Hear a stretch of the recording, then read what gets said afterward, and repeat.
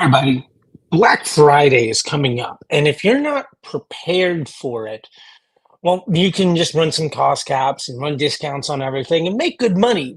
But let's not define success as not losing money. Let's define success as doing far better than we've ever done before.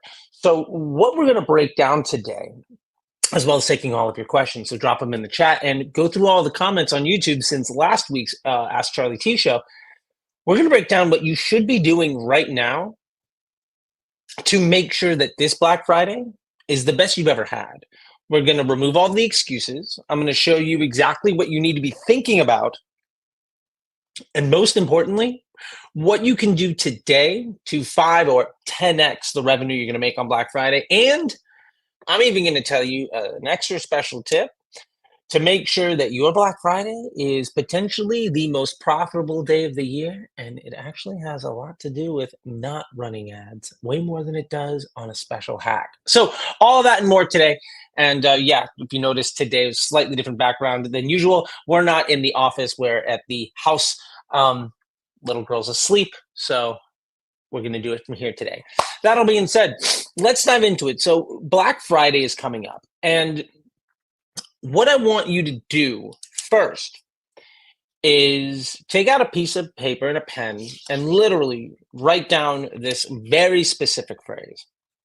Black Friday is about acquiring customers at a discount. It's not about discounting your products to get more customers. There's a dramatic difference between those two things. Remember 3 simple rules. First off, discount buyers are more price conscious, and price conscious buyers are the least brand loyal. Meaning, if you discount your products during Black Friday to help increase the volume of sales, what you're doing is getting a whole bunch of people who will never care about your business. This will destroy your LTV. And come mid-February, when all of the cost cap bros say Facebook is broken yet again every year, like the chorus and refrain, we see constantly.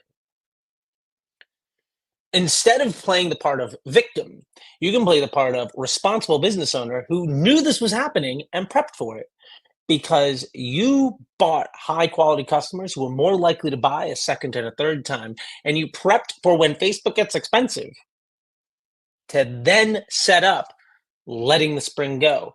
What I want you to think about here, number 2, is that consumer buying behavior, the average customer journey and how they deal with a business is incredibly predictable. How people respond after buying a specific product is very sticky. It's one of the stickiest things in any business. So why this is really important for you is you're selling multiple products probably.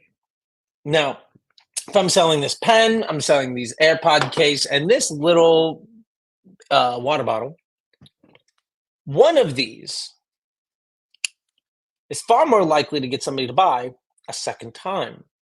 Now, if you're a performance marketer or part of the cost cap bro mafia or a drop shipper that likes to identify with the pronouns victim and butthurt, you're going to push for day one profitability. That's not selling a business. That's being a salesperson.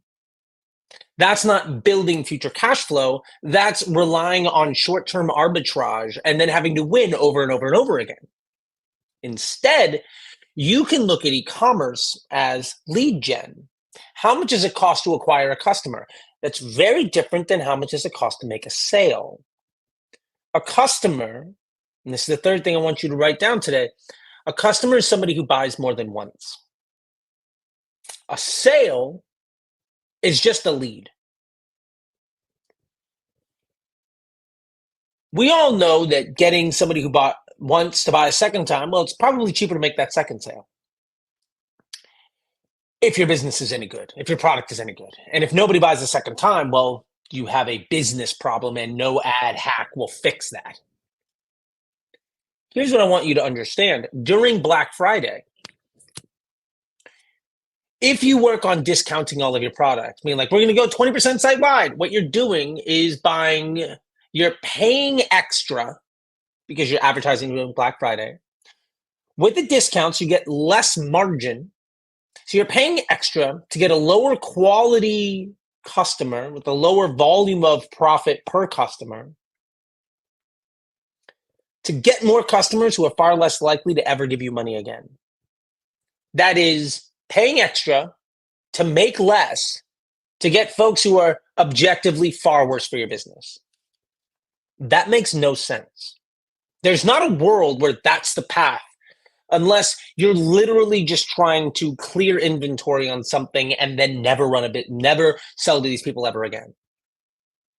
So what I want you to be focusing on is what actually gets the most people to buy a second time. And this is where profitable scaling margin comes in. And we'll deal with all of that in a minute. I want to get to some of the questions and comments. And so we're going to be popping open YouTube here. But the first thing I want you to think about today, and again, we're going to bust out notes, okay? So the first thing I want you to write down, because we're going to make an action plan, all right? And I'm going to do this myself, okay? I want you to write the words SPR, right? Sorry, not words, the letters SPR, all right? That is second purchase rate. What product has the best second purchase rate in your business? What single item or offer, when somebody buys it, gets the most people to buy a second time? We're going to come back to that in a little bit. I want to first off just address the crowd. Thank you so much. There's dozens of people here already, and thank you so much for being here. We are live on LinkedIn, YouTube, and on X. Exhibit. I don't know why I did that. Pimp my ride. Anyway, point is, what we're going to dive into right now is a bunch of your questions and comments and everything else. So drop them in. Let's throw up a banner here real quick. By the way, we're going to do this today. We're going to be pumping the MBA program because I've had a massive influx of folks, and now's the perfect time to invest in your future, because you can say, well, I don't need to really worry about getting better at Facebook ads. I know Black Friday's coming. We're going to make money. Yeah, but what if you made 10 times more? What if you made 2 times more? What if you legitimately just earned an extra 50 cents for every dollar profit that you could be making? And what if you did so in a way that your Q1 was double what it was last year? Because instead of filling your funnel with bad customers, you use that time to buy good customers and understood how all of your channels work together, how to creative test properly, and how to stop relying on funnel destroying tactics that ultimately hurt cash flow and LTV. Things like cost caps and creative testing on a consistent basis. Like, why are you running 1,000 new ads a week? Why are you launching 10 new ads a week? These are all really bad ideas, but there are folks who make money by teaching you the next greatest thing, and that also can run the ads for you and sell you creative. And every single one of them is going to tell you the exact opposite of what I'm going to tell you.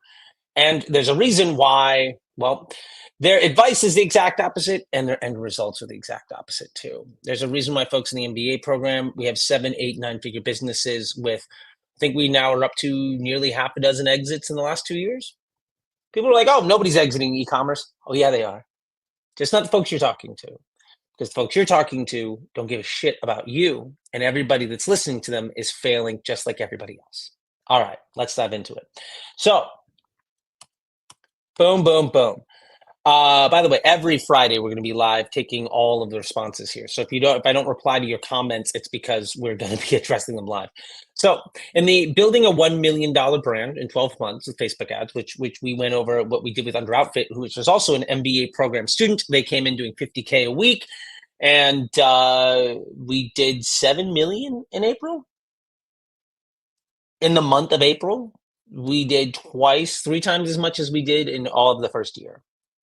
Totally doable. Hey, Charlie, for apparel, where you have several products per category, do you recommend sending traffic to the collection page or the product page? What did you do for your store? Well, first off, great question. Now, if you have several products or per category, I'm going to ask you this.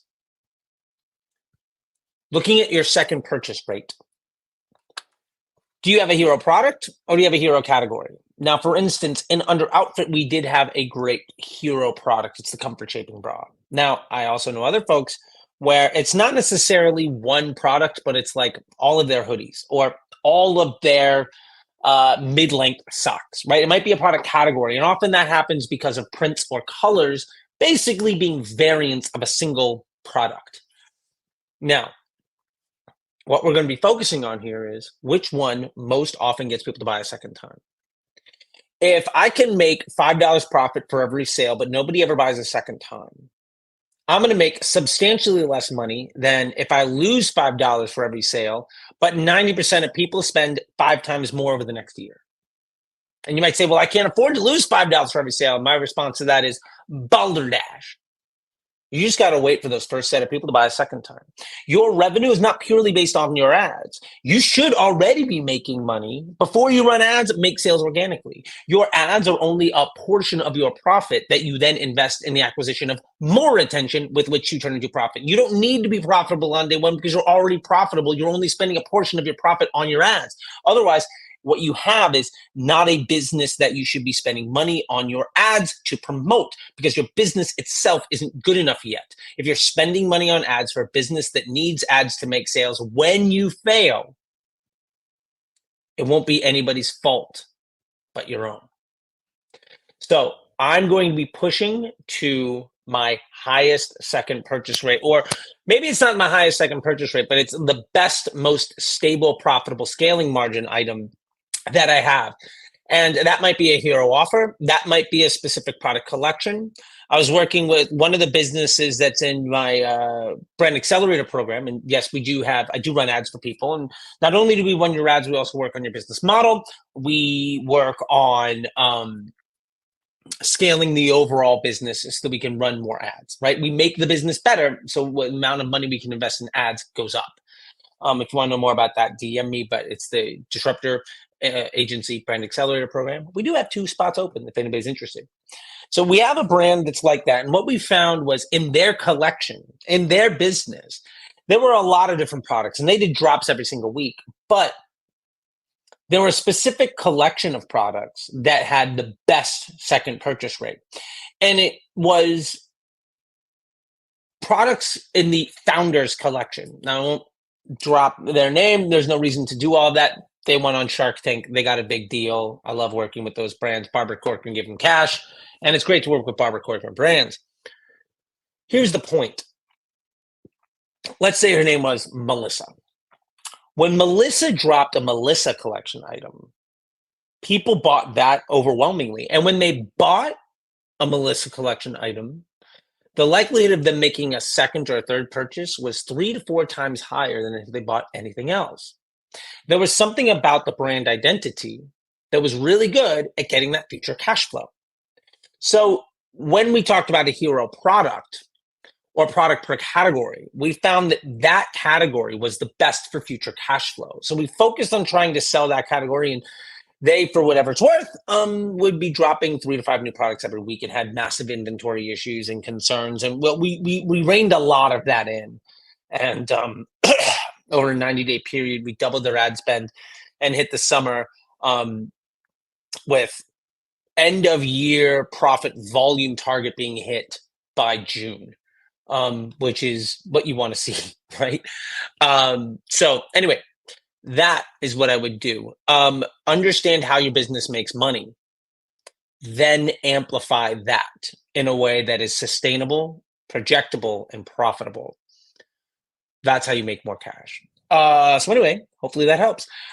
Pulled out a shank. Yeah, this was just a fun meme. Let's just throw this up here. This video, for whatever reason, got like 12 million views. Let's 12,000. Let's run it again. Let's run it back.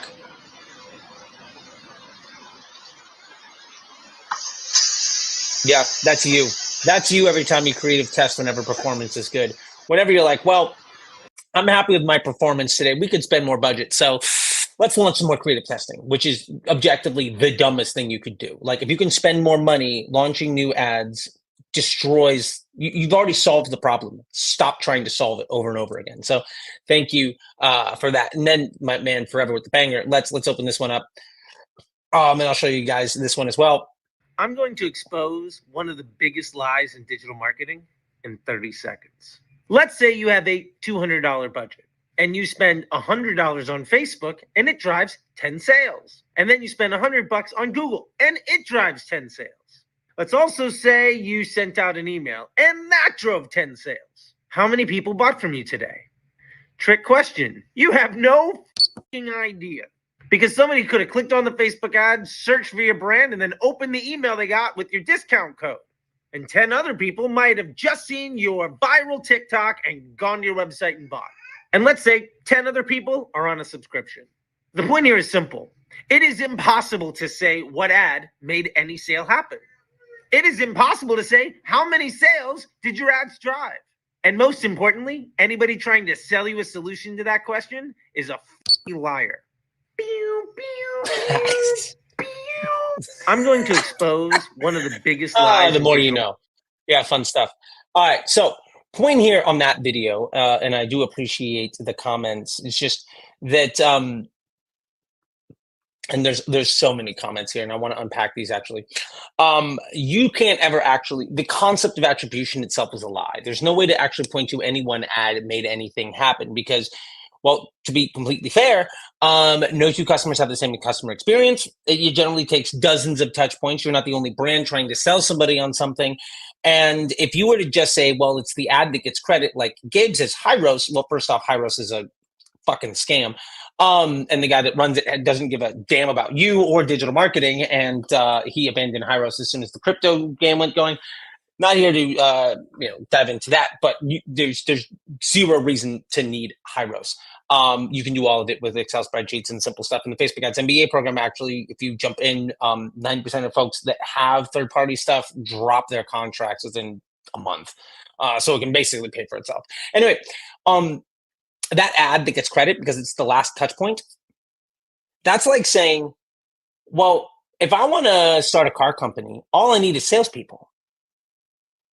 Now, that's ignoring everything that goes beforehand, right? Like, well, what about your product quality? What about the billboards to get people interested? What about ads to let people know you exist? What about the actual product? Like, there's so many steps to go into something other than the ad that Facebook showed somebody on the day that they were interested in making that sale. That is not the final touch point. And there's a reason why your best ads don't scale. It's because generally when you do a 4PI analysis, and you can check my channel out for 4PI, those are the ads that overwhelmingly have a higher frequency and a higher CPM because they're shown to people more often and they're shown to a smaller group of people. So they're more likely to hit people that are mid and bottom funnel, because those people are ready to make that purchase. And the reason they're getting shown to those people is because those people have given the platform the signal that they're in the buying mood. They're in the buying behavior. They have high intent.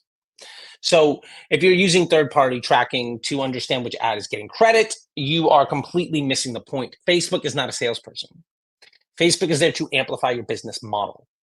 Yes, it's good to know what ads ultimately buy the right type of attention, but you don't need third-party tracking to do that. And if you were to cut off all of your bad ads and just run whatever's most profitable, what do you see? Well, when you do this on cost caps, well, all your creative fatigues, which is operator error. And you cost caps, unless you launch a new ads constantly, they'll stop spending because you completely drain the funnel. So then you launch a bunch of new ads constantly and attract a whole bunch of different types of attention, which ultimately means you have many, many, many different types of buyers, which ultimately means, going back to that second purchase rate, if you have no idea why somebody bought and you're selling a whole bunch of different things, the ability for you to sell that to that person again gets exponentially more difficult. And basically, you sacrifice the easy long-term money and cash flow. You sacrifice business health and growth to make the Facebook ad account look better on day one. And performance marketers up and down will swear that that's the way to go. And there's a reason why their definition of success is a drop in the bucket of what you deserve. They'll be saying things like 20, 30% growth year over year is amazing. You should do that. You should be achieving that level of growth without ads. With ads, if you're not getting 2x growth, you're probably not doing good enough.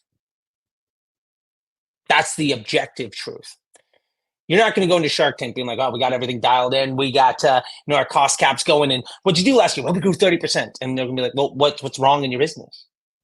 It blows my mind that people define success as what's basically failure. You deserve better than that. You deserve more than that. Let's see. Also, somebody says, me not able to prove this has gotten fired from the same company 3 times. That's funny. Yeah. But anyway, and folks that try to sell you on providing solutions to that, it's an impossible ask. And either you understand that it's impossible and you're moving forward because you understand how business works, or you're selling a solution to it, or you're a mark. And I'm here to make sure that you understand that, well, that's not how anything works. That's just not how it works. Okay, cool.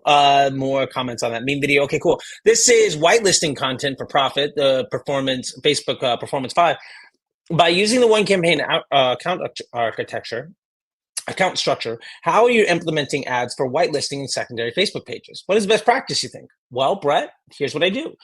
I will launch my DCT or Flex ad with that new page. And if it works, great, I'll bring that over. Whitelisting itself can be done right alongside branding efforts. There's no reason that you need to isolate those efforts unless you have a specific contract where you have promised them that you will spend X amount. And I've done that, whether I've done with deals with Kardashians or just mom and pop shops.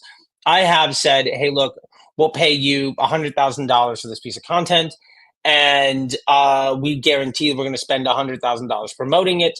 And in that case, you do need to isolate it because there are larger contracts at play. But other than that, in your one campaign architecture, launch it as a DCT. If it earns spend and when it does, the business improves, awesome, go for it. If it earns spend and when it does, the business does not improve, then it's bad for you. By the way, that last 30 seconds eliminated any need for any third-party tracking ever. Like immediately, an entire industry destroyed by common sense. All right, I love it. Just more comments on the meme here. Look, you get 12,000 views in like 3 hours, and people are gonna be just dropping the comments. So let's just keep going. All right, more on this building $1 million brand in 12 months. So Charley, what Charley's preaching is solid. It might sound strange or hard for a marketer or people in e-commerce, but it's a very common strategy in internet products. We try to solve one narrow problem for people to acquire them first, sometimes at a loss, because we know we will eventually make money because the product is sticky. And once we reach scale, we wake up to more money. Absolutely true. And one of the most important things to remember here is waking up to money, what we call the revenue floor, how much you would sell without ads. That should be going up at 20, 30% a year. What you make with ads can 10x that growth. If with your ads, you're only getting 20, 30% growth, you need to fire whoever is running your ads. You need to invest in yourself or get somebody who actually understands business. And I know agencies that charge 10, 20, 30, 40, $50,000 a month to get some kid that they've trained in cost caps to basically destroy your business because their definition of success is day one. And do you want a good day or do you want a great year? And if you want a great year, you have to start thinking bigger than how do I not get fired as a performance marketing agency? And if you're hiring an agency, I really want you to think about, ask them, has the person who's running my ads ever personally managed a 7 or 8 figure business? Are they aware of finances? Are they going to be caring about my P&L? Are they concerned with profitability per customer or cash flow? And you're going to get no's to all of those questions, which means you shouldn't trust those people to run your ads. And as a marketer, if you're watching this, you are probably a marketer. You should be concerned with the health of the business. We make the business healthy so that we can spend more money on ads. Ads is volume of opportunity. It's not profit margin. There's a huge difference. So that being said, let's keep going. And I see some more questions stacking up, Ollie. I just want to make sure we get through a bunch of these. We've been doing these for the last couple of weeks, and I've only been getting through a couple of days. And man, this meme just dropping so much stuff. Okay, and here's more comments on your data is lying to you. Okay, great. This is from yesterday. B2B 0 scar. Oh, B2B Oscar. Got it. The best tutorial for the Facebook Ads beginners, the 322 method. Ask, so 322 method is better because less variables to rely on and you split tests with better data. Is that right? Absolutely, Oscar. That's a good chunk of it. The point is this. Any type of test is only as good as the actionability of the data, which is why creative testing with cost caps is almost useless, because you're just like what got lucky lately on a reoccurring flow of data. What in a in a self-fulfilling prophecy of a flywheel that gets smaller and smaller and smaller, the only things that work are the things that look like what used to work. That doesn't grow a business. It actually makes it more profitable as it shrinks. The 322 method is great because ultimately we have more than one option in a dynamic creative or flex ad, right? We have two headlines, two primary text. So it's not, did this ad win? It's which headline was better. And then we have three creatives. So we can understand what earned spend and what didn't. When we A/B test 2-3-2-2 ads against a winner's ad set, where we're specifically trying to improve the ad according to 4PI analysis within our winner's ad set that is the weakest of our investment portfolio, all we're doing is making our weakest link stronger. And it's incredibly difficult to not get better when your entire job is making your weakest link stronger to amplify the volume and quality of people that generate future cash flow. That's how you scale a business. Anything that gets in the way of that is a liability. Things that get in the way of that: retargeting, ABO, cost caps, ASC, running a million different ads, running a million different landing pages, promoting a bunch of offers. Those are all liabilities to growth. They can get you to a place, but they'll never get you past that because they're purely built on arbitrage and total addressable market. You're not building a brand, you're a salesperson. And there's a big difference. Now, who am I to say that being a salesperson is bad? Plenty of successful salespeople out there. But ultimately, that's not the path to generational wealth. That's a path to making really great looking Shopify screenshots. And then when the wind changes direction, you have to do it all over again. And very few people are clever enough to bank half of their wins so that when the shit hits the fan, they're not shit out of luck. Generally, most people throw all of their winnings after their losings and start all over, more pissed off than they were to begin with. Awesome. This is, you won't believe how Meta scales Facebook ads. This is a great video on the 7 golden rules of growth. And we did a live on this about 2 weeks ago. So you can check that out as well. Also, go to any of the videos on YouTube. In the comment, in the description, you will find a link so that you can grab this exact doc that we go through. Now, let's see. Just Vico says, Dear Charlie, I used your CBO 322 method and it worked fine. Started my CBO at $50, scaled it a day to 80, profitable, awesome. Then to $100 today, but now after the increase, I'm at $68 ad spend, under $10 cost per add to cart, and no sale. Would you scale down to 50? Here's the thing. I love that you're seeing success and scale. Also, success and failure is not defined by each day. Success and failure is defined by week over week and month over month trends. Don't spend money you can't afford to lose. And don't look at any one day as valuable data. One day is not a data point, right? A data set of one isn't actionable. It's just a thing that exists. So just Vico, that was yesterday. I'm hoping today is better. And I hope this week is better than last week when it comes to what your volume of profit is, what your bank account looks like. I don't give a shit about your contribution margin. I don't give a shit about your ROAS, your MER, none of that vanity metric nonsense stuff that performance marketers leverage to try to sound smart. No, what I care about is, what does the bank account look like? And if the volume of profit in the bank account has risen greater than the volume of spend, you're making more money. And if you have a bad day, oh well. Bad days generally are followed up by really good ones. So there's a reason for that too. It's that if on average you're gonna make 5 sales a day, and today we had 1, odds are some of those people that would have bought today are probably gonna buy tomorrow or the next day, or they bought the day before.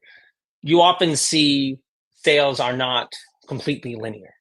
You'll have peaks and valleys. And the valley happens because you have peaks on either side. And you basically said, well, folks that we're going to buy on Thursday, they actually bought on Wednesday and Friday, and Thursday's just a weird day. That happens all the time. Don't bug out. I got you, Vico. Hopefully that helps. All right. CBO. Can you make a video deeper on this product, on this topic? Okay, we're going to cover this, and then we're going to get back to the Black Friday and more of your questions. So this is something that I really want people to see. So let's focus on this. In fact, no one will tell you. People buy with emotion and identity more than anything else. You see this with luxury goods. You see this with commodities. And you see this with politics. Facts, features, benefits mean exponentially less than how our choices make us feel about ourselves and how we think they make us look to others. $100,000 cars, Rolexes, $75 t-shirts. And back in the day, cigarettes preferred by 9 out of 10 doctors and Christians who vote Republican.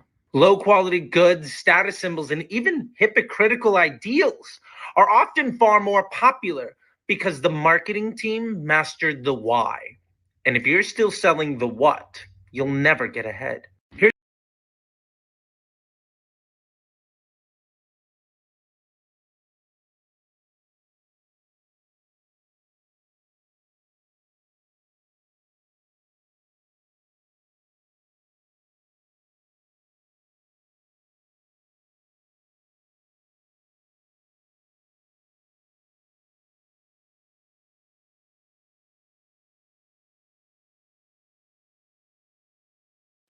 There we go. Thank you. Thank you, Hunter. I appreciate it.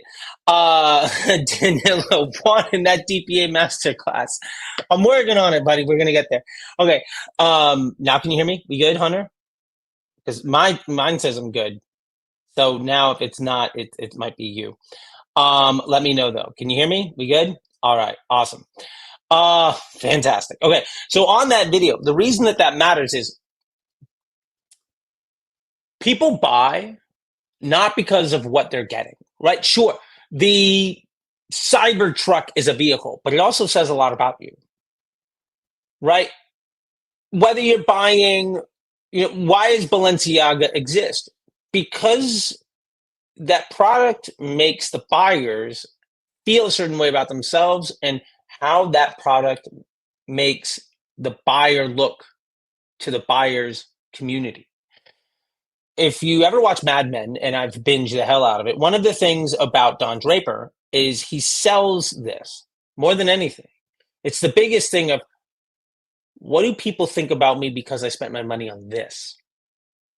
And I've gotten a lot of folks that are like, look, dude, you got colored hair and you've got colored nails and you're driving a Kia, like clearly you're not successful. But also like, homie, I have $1 million home in LA, a $2 million apartment in New York, and 5 exits under my belt in the last 6 years.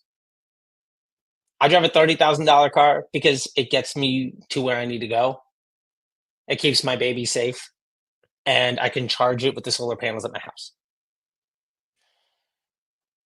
I don't need actually find value in rolling up to big events and everybody's got their fucking $150,000 Tesla and their Lambo and everything else. And I throw the keys to like a not clean Kia. And people are like, who the hell is this guy? And I'm the guy that's the reason half the room is rich. The point is this: identity is incredibly powerful.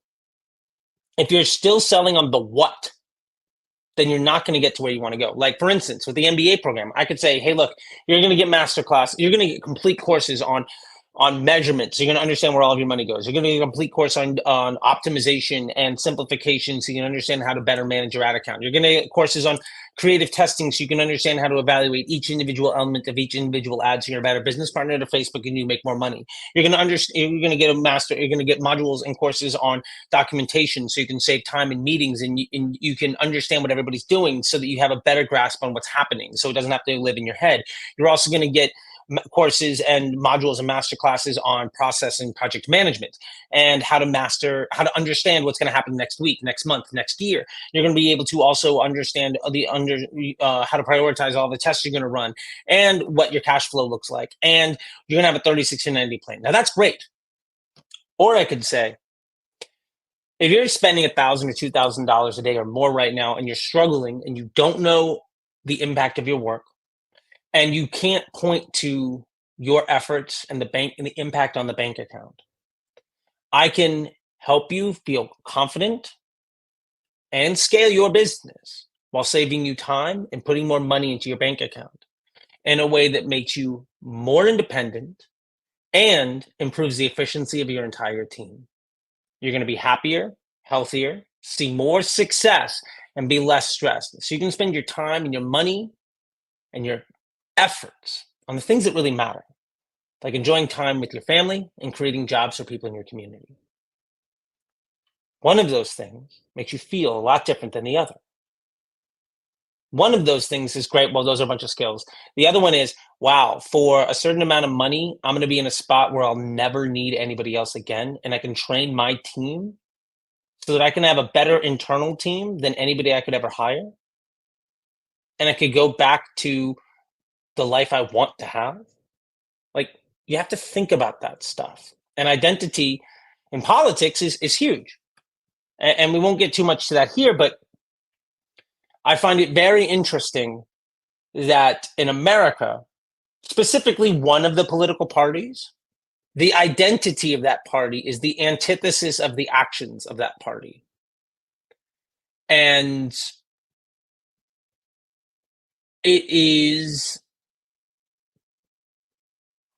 a brand that I think is dead. And you can see that it's dead because somebody who is, by all accounts, objectively the antithesis of the values of that brand now represents the identity of that brand after a hostile takeover. I'll leave it at that. Okay, now let's get to one other thing about Black Friday. So we've written down SPR on a sheet of paper. Now, it's not just about SPR. We also want to understand PSM. All right, so those are the next three letters you're going to write down. SPR, PSM, okay? PSM. PSM, profitable scaling margin, is LTV on one side of the equation divided by the cost per sale and the cost of goods times how many times somebody buys. So let me give you an example. Let's say LTV on a customer is $200. And between my cost per sale, blended, not Facebook, but blended, including the cost per sale plus how much it costs to make the product. Let's say it's $40. And the average person, let's say it's $50. And the average person, let's say it's 40. And the average person buys 2.5 times. That means on average, it costs me $100 to acquire $200. And let's say the average person spends money once every 90 days. Okay. If I make a sale today, I know that in 90 days, I'm going to get money. 90 days after that, I'm going to get money. And 90 days after that, that LTV is fully mature. So in 270 days, I will double every dollar I spend based on today's investment. That is how you understand a business. Do that for each product you want to promote. Of the ones that have a good SPR, run a PSM analysis on those offers. You can also run it by audience. What I mean by that is, if you're selling to different groups of people, let's say you're selling a product. We were talking about under offered earlier, the women's clothing business. Let's say it's a woman under 35.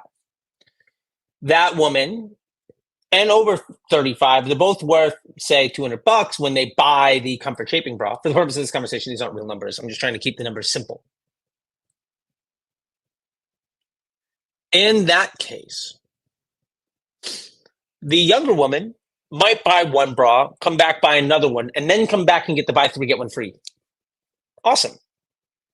An older woman might come in and just buy the buy three, get one free, and come back and buy it once or twice more.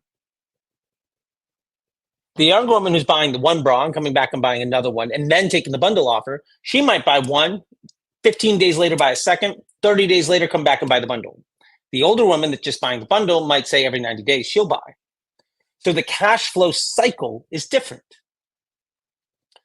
Well, what do we need right now? If it's springtime and come June and July and August, Facebook's going to be tough because every year Facebook breaks at the exact same time. You can call it down to like the week or two. Like we know it's going to happen. Why not focus on getting 3 months out everybody who buys every 3 months and a month out everybody who buys every 30 days? That way, when Facebook advertising gets expensive, you're getting more and more people who are ready to buy a second time coming in and making those purchases because you know how that customer behaves based on the product they bought. Instead of selling everything with a good contribution margin and letting these, by the way, folks that push these agendas, the cost cap mafia, contribution margin folks, they're a joke to basically everybody in the industry who's not in the space of trying to get on stages to sell things. And I want to say that very clearly, like they are not respected by the vast majority of successful operators. But most used car salesmen aren't.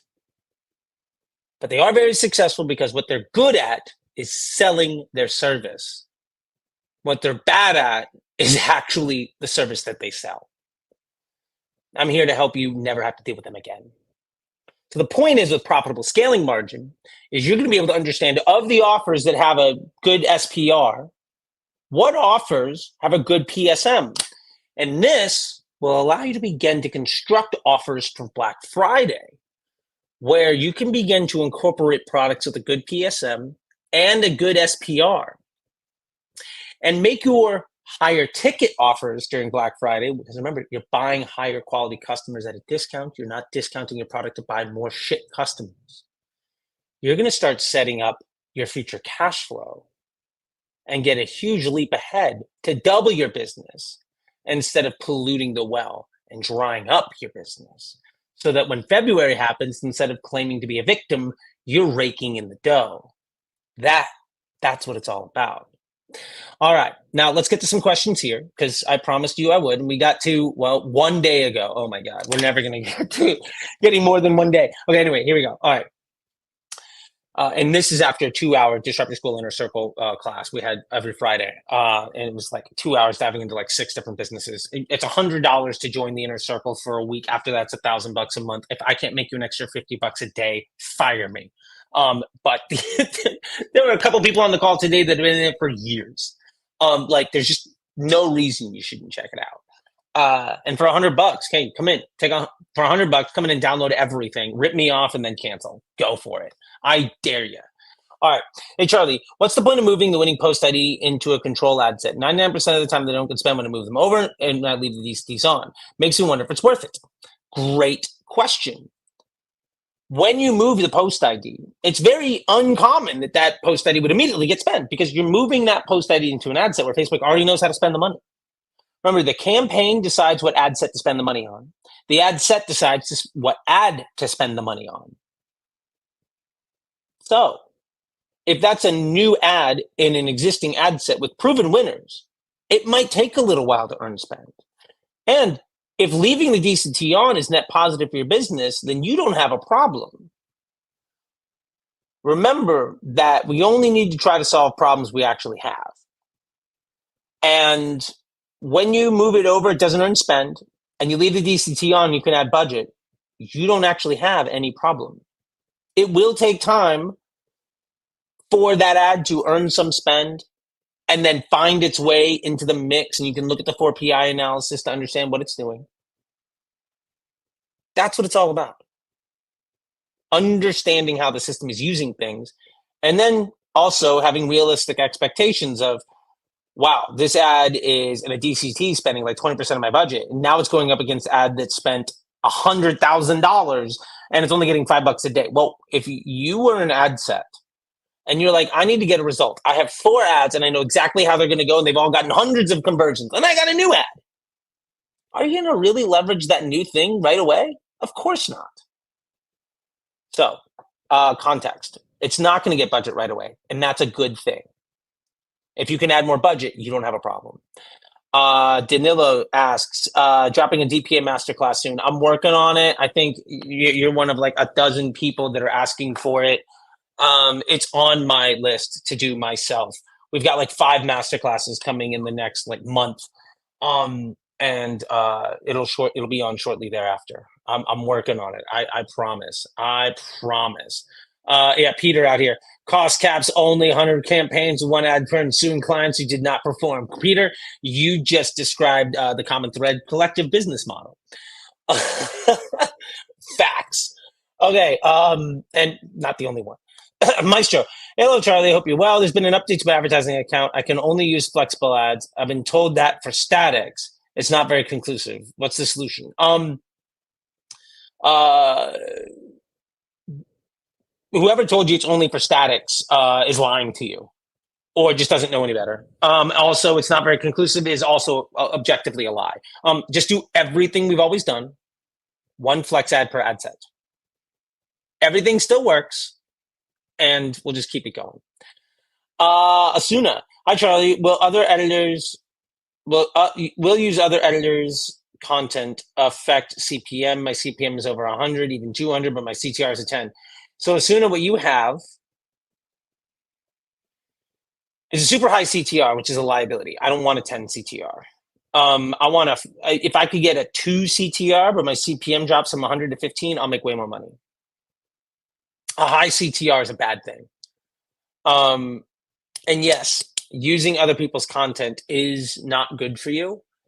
I would buy the product that you're selling and make my own content around it. Otherwise, you're just competing with everybody else.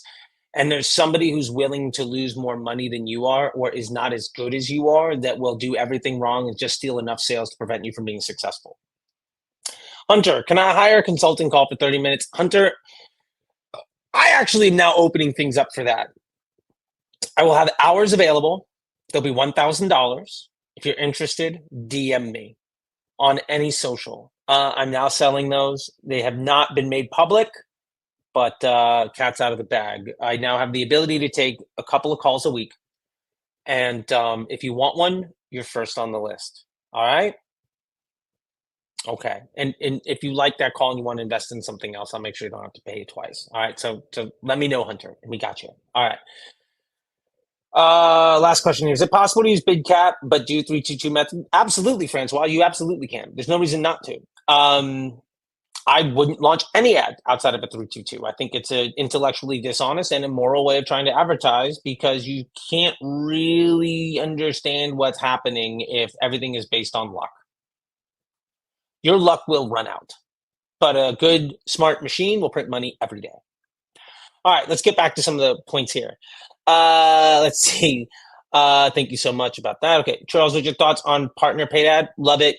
No real reason not to try it. About the placement and why should you use manual placement? This is in this video. I don't really know why I do it. It's how I learned. Okay, but is it really true that you pay more per click if you exclude certain types of placements? Yes, you absolutely. Custom costs extra. Simple. Thanks, Hunter. Yeah, DM me. We'll get you set up. All right. You got first crack at my week, and we'll get you set up. Awesome. I love it. I love it. Okay. Just tell me the details, and we'll get you all set up. Okay. So, anytime you customize something, it costs extra. The only customizations in Facebook that do not raise costs are restricting your placement by age, gender, and location. Everything else costs extra. And that's because of the breakdown effect and a million other things. Not really the time to get into it, but I would look into the breakdown effect and understand, do you want the highest margin at like no volume, or do you want 100% profit on $50 a day, or do you want 10% profit on $1,000 a day? One of those is going to help you get people to buy a second time a lot faster, and way more people to do it. Remember, profit volume, contribution margin, cost caps are brand killers, not brand growers. All right. Awesome. I think I just got an alert in many chats. So my DM just went off, Hunter. I think if you just hit send, I got it. All right, cool. let's see, fire my agency and took control. Just more, let's see, what's easy for you, just not easy for others. Yes, I've learned from bad experts, but it doesn't mean the only solution to it for myself. You're absolutely right that you don't have to be, it's by no means to say that the only solution in the world is doing everything yourself. And if you want to hire people to do it for you, that's a great way of going about it. There are plenty of good people out there. If you want to hire my students to do it, let me know. I do have a program for that. It is $3,500 a month. There is no commission. There's a 30-day out, and you will get one of my star students to run your ad account for you. Awesome. It says what? This is a confusing message. What is confusing about this message?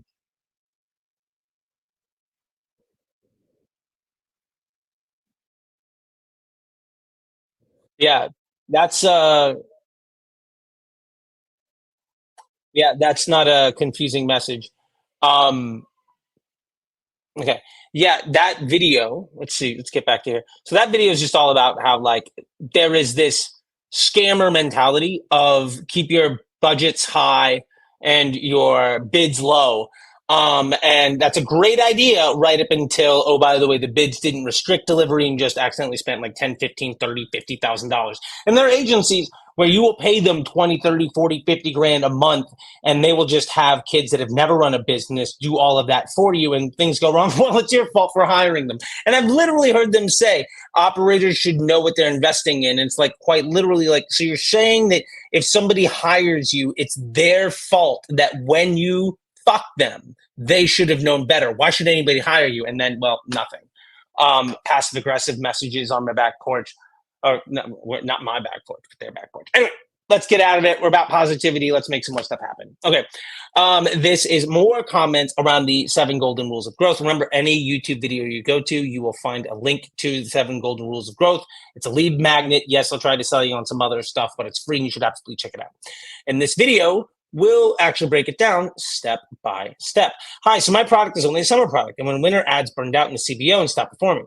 So I transferred the post IDs to an ASC and had a constant ROAS of 3 to 4 for 2 weeks. Now the performance has suddenly dropped, although it hasn't really changed anything. What could be the reason for this? Oh, you're running ASC. Advantage shopping fatigues ads. It shows ad to people because they're in the buying market, not because they want to see your content, which basically says, I have a good ad, it works, I'm going to make it a bad ad. How do you do that? Easiest way, drop into an ASC campaign. ASC is not sustainable. It was not designed to be sustainable. Advantage shopping campaigns were designed for people who can make a ton of content and aren't good at using Facebook. It takes an F grade marketer and makes them a C plus. It also takes an A grade marketer and makes them a C plus. Yeah, so that's why. Let's see. For the 3-2-2, do you create one for each objective, prospecting, retargeting, bottom funnel, or is it 3-2-2 your winner with each individual objective? I will have a winner's ad set where I've got multiple ads that, according to a 4PI, are handling different parts of the sales funnel. And in my 3-2-2 ads, I'm trying to make better versions of whichever ad, according to 4PI, is struggling the most. What's my weakest link? Let me make it stronger. And I'm going to probably run 2 3-2-2s. So I have not did I solve the problem, but which test solved the problem better. That way, even if they're both a failure, I learn twice as much, twice as fast. And if they're a win, I get there twice as fast. I will only use the 3-2-2 ads. I never build individual ads by myself because I want to actually know why something is better or worse, not am I smart. There we go. Flexible ads. You spend a majority of this video answering the question, how do we find the best ad of a flexible ad? But literally never answer the question. Really? You only explain how we could never find it before. Confusing. Just extrapolate from the video. I assume that the video comes up and you click Facebook posted comments as the highest best performing ad. Yeah. Ian, sounds like you said we didn't answer it, but then your insights from watching the video answered it. So my apologies on not making it easier, but I think you got to the answer you're looking for. So happy days. All right. Nope. Okay. This is just somebody trying to sell in my comments. Okay. Simple strategy for high profit returns. It's just how Meta is tracking is. I don't understand that. So thank you, Sean, for the engagement, but I don't know what we can do here. Okay, simple ad automations. Your optimizer rule doesn't work for CBO. Can you please explain your workaround here? So yeah, the the auto optimizer rule basically says Spend over a certain period of time or spend over a certain amount and efficiency is not good enough, turn off the ad. If that doesn't work for your ad account, and every ad account is different, then what we can do is imply a CPA. So let's say, for instance, our target cost is 20 bucks. And we could say, hey, by the time you spend $100, if you have less than 5 sales, well, then your CPA is over 20 bucks. And you can just have that stacked up. So at $100, you need to have, if $100 and sales less than 5, then your CPA is inherently over 20. And you could say at $200, if purchases less than 10, then your CPA is over 20. And so if you want to get a CPA below 20, you can just do that at every step of the way and have this like sliding scale escalator of just steps. And now you don't have to worry about that problem anymore. Awesome. Simple strategies for high profit returns. Quick question. Why do purchases sometimes register in the events manager, but they're not reflected in the ads manager? Well, because sometimes they're not actually attributed to any specific ad. Thanks a lot. By the way, I'll be taking the MBA program. Just have to scale my campaign and generate the funds for it. FM Guadalupe, I love it. I'd love to have you in the MBA. We can work on some payment plan stuff too. So you can invest what you have now and then use the profits you make while in the program to pay off the rest of the bills. DM me, FM Guadalupe. I'll get you on call with me or my buddy Sam, and we'll get you set up on something that works for you. All right, let's make it happen. Let's see if we have any more questions here. Nope. Okay. All right. And maximizing your Facebook catalog ads, that video. So in conclusion, in DABA, you don't exclude anything, even 30-day buyers. Thank you, Master. Yeah, I generally don't make exclusions. If you're not interested in buying, then maybe you see an ad once or twice, but you won't after that. And why exclude people that bought in the last 30 days? Well, people don't buy more than 30 days. Yeah, well, if you showed them an ad, maybe they would. And if they're not interested, they won't see the ad. And like if it's 5 people out of 1,000 you showed an ad to, if your CPM is even like $100, that means you wasted 50 cents. Are we really trying to optimize out 50 cents when maybe that actually drove a sale? If you wasted 50 cents but made one extra sale, did you make 50 cents profit on that one sale? Why are we excluding people that want to buy? The only reason it makes sense is because people don't understand how Facebook works. And like when you say it out loud, none of it makes any sense. Like none of it actually holds up to any bit of criticism or critique. Yeah. Let's see. How to scale a business to $1 million with Facebook ads. Yeah, let's see. I'm just left with doubt. You talk about having a single testimonial ad, but in that case, I make ads for them to sign up on a giveaway, and then they go to Tripwire, the testimonial ad you would use with them go to Tripwire for the giveaway. I want to understand how my business makes money. If it's more effective for me to go to Tripwire, awesome. If it's more effective for me to go to the giveaway, awesome. Understand what is the unit value of a Tripwire visitor, what is the unit value of a giveaway visitor. Which one of those things is easier to scale because the second purchase rate, or in this case, the likelihood of a Tripwire or a giveaway buyer becoming a full-time customer, which one's better? And looking at the PSM, which one has a larger margin with which to invest in. Pick that, scale it. All right, let's keep going. From zero to hero, this is a 322 ad. I will send you $100,000 if this works. Sure, send me the $1 million. Definitive guide to how Facebook ads actually works. Why is my CTR 10% for my CPM over 100? Oh, we talked about you on the other video, so we'll just go back to there. We're in this video explaining how to get around the CBO error. Please send me a link, automated rules. We just talked about that as well, Billy. So I will just reference this video when I tell you how to find the solution. So why are we supposed to believe this is real? This is some dude saying some other dude is amazing. Yeah, this is Robbie. You don't have to trust me, but you can go check out Ecom Robbie, and his resume 100% speaks for itself. Yeah, this guy works directly with David Fogarty. That was the job he got after the MBA program. Founder of the UDI, and a brand that sells hundreds of millions of dollars. Yes, this guy is his right hand, and actually, Davey has a training program, and Robbie is one of the teachers. So, yeah, there you go. Cool. This according to CBO with Meta. We have a lot of people. Oh, it's the same person, Billy Mackey. Okay, great. So we can get you answers to that question. Oh, look, nope, go back. Come on, don't lose the spot. Don't lose the spot. Okay. I know. I just want to try to get like 1 or 2 more, and then we're gonna wrap up the Black Friday, Cyber Monday question. or topics of the day. Let's see. Cool. Definitive guide to one campaign. Thanks for the insights. In every video I've watched, I have a clothing store running one campaign with 2 flexible ads and a second campaign with catalog ads. Okay. One with DABA, one with targeting. All right. Retargeting. Love it. When running both of these campaigns in parallel, my CPM for the first campaign goes up. That makes sense. What could be the possible cause? Should run catalog as a separate campaign or in the first campaign itself? The reason your CPMs go up when running them both side by side is because one ad is getting the higher intent impressions, so the other one has to work harder. So it's showing ads to people who are slightly less interested in seeing the content. At the end of the day, the people's receptiveness to seeing your content is directly related to, or directly informs what the CPM is. And so as a result, your cost of advertising goes up or down, but at the end of the day, it doesn't really matter because we're actually just looking about the profit of volume driven from your business. And if that's good, fantastic. Do you recommend Advantage Plus as a scaling campaign? I don't recommend you run scaling campaigns. I think the idea of having a separate testing and scaling campaign is completely obsolete and doesn't hold up any real weight in the real world.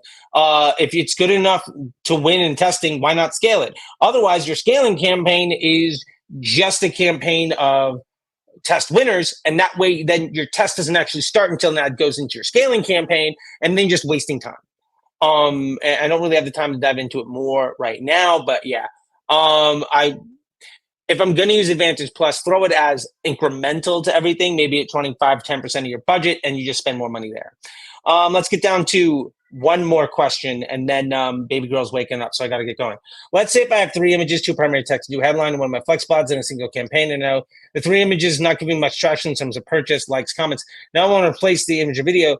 If I do so, will the ad set go into learning phase again or not? Yes, it will. Never update, never edit a DCT or a flex ad, just launch a new one. Awesome. Last thing we're going to get to here. We have one more question here. Does your Google Search Ads Masterclass fully lay out how I should set up Google campaigns in relation to our Facebook, our Meta campaigns? Yes, Scott. It's specifically designed 100% to take your Facebook ads and then build an incremental lift device for Google Search. That's why it's called Google Search for Facebook advertisers. And 100%, it is built on your best Facebook ads. Rolling back the curtain just a little bit, we use our best Facebook ads and our landing page to write the Google ads. And it shows you how to do the entire thing. So 100% yes, Scott, that's why I built it. That's why I had my buddy come in and we did it. So anyway, there you go. Last thing we're going to get to here real quick. We're going to get rid of this. We're going to get rid of this. Now, we have second purchase rate and we have PSM. I also want you to understand one other thing. And it's, Scott says I'm in. Fantastic. All right. So I want you to understand one other thing. And it's not 3 letters you can put down. But here's what you need to be doing. Right now, send out bundles via email and organic social media. Tell people that bundles exist. Have these be higher ticket bundles. I want you to try to get your LTV in the first sale. See what works and what doesn't. I want you to spend the next 45 days testing a bunch of different bundles and see what has the best unit economics for your business. When Black Friday comes, instead of discounting your business, you're going to run these bundles. I want you to spend the week before Black Friday, the 2 weeks before Black Friday, hammering social, hammering email, drain all of your email flows, like just annoy the hell out of people and run a bunch of ads. And then when Black Friday hits, I want you to turn off your advertising and only retarget people with catalog. They're going to be hyper profitable. And on the super high CPM days where everybody is knifing each other in the street just to get the eyeballs of somebody where they're going to give them a discount. So everybody's paying wildly extra to get lower margin on a shittier customer who will never pay again. You already got your money. And you're only using catalog ads to show people offers based on what they've been interested in. Because yes, there's going to be some people who are still interested. Yes, there's going to be some people that aren't buying yet because they want to see what else is out there. You're going to win the game with value and with strategy, while everybody else loses the game by trying to compete with people whose marketing budget for Black Friday alone, in a rounding error, will be larger than their entire annual budget for the year. I've been with brands where I would spend $1 million a day, sometimes $1 million a day in multiple campaigns. These are the kinds of people that will discount their product on Black Friday merely for market share. You can't compete with them on price. So the only way you win is with quality and with customer. And remember this, direct consumer advertising, direct consumer brands work because it's a better fit for the customer than what they get in the store. That means you can charge more. If somebody wants a low quality product for a really good price, they can go to Amazon or Temu or Walmart. If they want something that meets the why, so that they can sell because of how it makes them, they can buy because of how it makes them feel and how they think they will look to others, they'll come to you.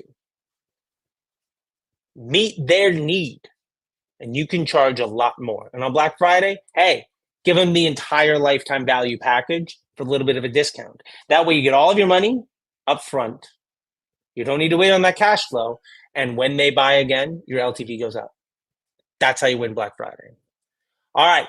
Please like and subscribe. Only about 30% of the people that watch these videos actually do. So go ahead for that. And man, this next week is going to be huge. We are diving into Influencer and UGC week. And then in, I think, 10 days, Tuesday of not next week, but the week after, we have a great masterclass with Danil from Incense. If you're not paying attention to that, you're just going to be losing money. And it's usually $100 to jump in. But we decided we're going to make it free for everybody. So check that out. Or you can wait and then buy the masterclass for hundreds of dollars later on. Why not get it for free and be able to ask questions? All right. Till next time. I'll see you on the internet. Bye.